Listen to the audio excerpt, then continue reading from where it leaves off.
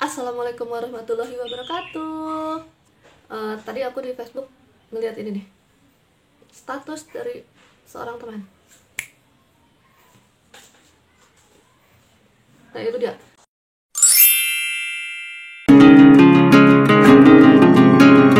Video ini mau ngapain ya?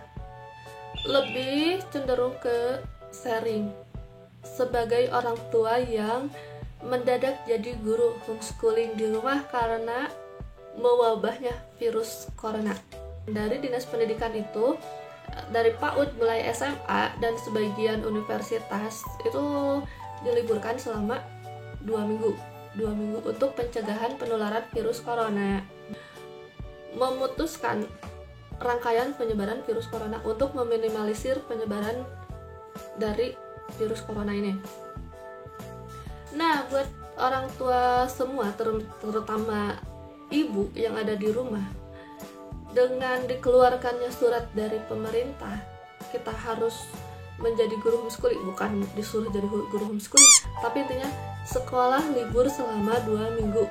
Nah, sekarang yang pengen aku sharing di sini adalah bagaimana sih pengalaman menjadi guru homeschooling di rumah dadakan. Apa suka dukanya sih seorang ibu merangkap jadi guru?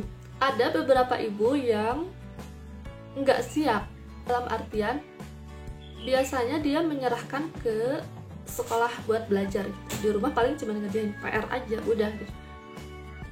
Dan untuk kali ini benar-benar harus bahas materi ini, menerangkan ini.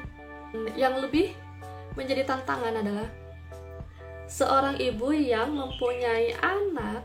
Jadi si anaknya itu lebih cenderung menuruti gurunya di sekolah dibanding orang tuanya.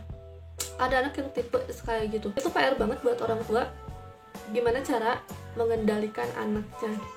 Sebelum lanjut, bagi kalian yang baru bergabung, silahkan klik tombol subscribe-nya dan jangan lupa klik loncengnya. Terima kasih. Ketika si anak punya metode pembelajaran sendiri yang berbeda dengan orang tua. Maksudnya apa? Jadi sebelumnya kita tuh harus mengetahui dulu tipe anak kita itu seperti apa. Caranya bagaimana sih mengetahui tipe anak? Kalau pingin cepatnya itu lewat psikolog. Kita harus melakukan tes psikologi. Kalau mau lewat jalan sabarnya, kita harus memperhatikan cara belajar anak tiap hari. Anakku kelas 1 SD dan dia punya sifat yang ketika dia sudah belajar di sekolah, ketika ditanya di rumah, kamu udah belajar apa di sekolah? Jawabannya adalah, ya gitu aja. Nah itu agak menyebalkan, tapi emang anak seperti itu ada. Bukan berarti mereka nakal, tapi emang mereka mempunyai metode belajar sendiri, cara menangkap pelajaran sendiri gitu. Ada tipenya yang kayak gitu. Jadi cara belajarnya itu si anak itu harus terserah dia gitu, maunya dia. Ya itu yang lebih sulit. Jadi ketika dari kemarin dan hari ini belajar, dia itu lebih kritis dan cenderung lebih nggak suka diatur, lebih cenderung ke aku ngerjainnya kayak gini loh. Cara berhitung pun kadang aku nggak ngerti dia cara berhitungnya gimana, tapi tiba-tiba jawabannya benar gitu.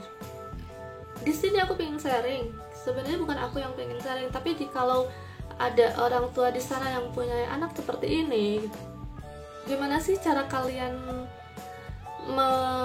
mengendalikannya gitu, biar mereka itu sama kita selama 2 minggu ke depan tidak terjadi perang. Dalam artian anak pingin gini, orang tua pingin gini.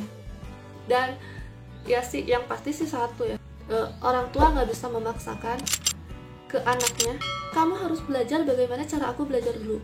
No, big no. Untuk saat ini anak-anak ada tipe-tipenya dan cara belajarnya yang berbeda.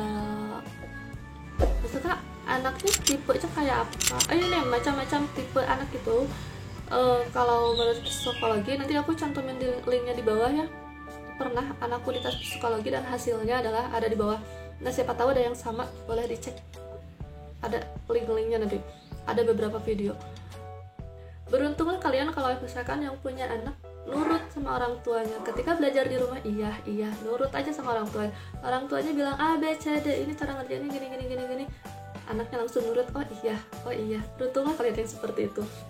Nggak usah ngeluarin tenaga ekstra, nggak usah ngeluarin pikiran ekstra. Dan untuk saat ini mungkin 2 minggu ke depan, aktivitas seorang ibu yang biasanya sudah terjadwal gitu, aku pagi ngapain, siang ngapain, sore ngapain, jam segini sampai jam segini ngapain.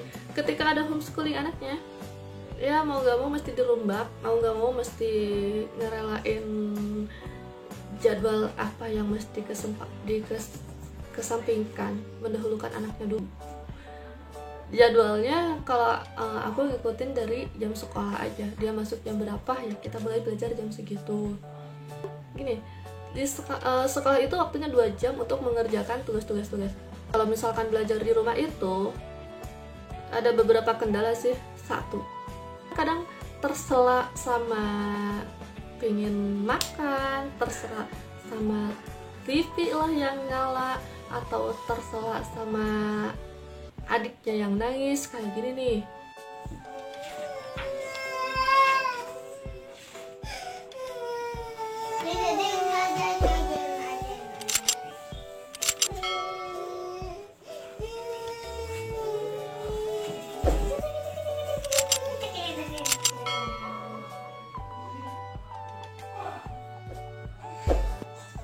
Nah, di sana itu jadi nambah durasi jamnya.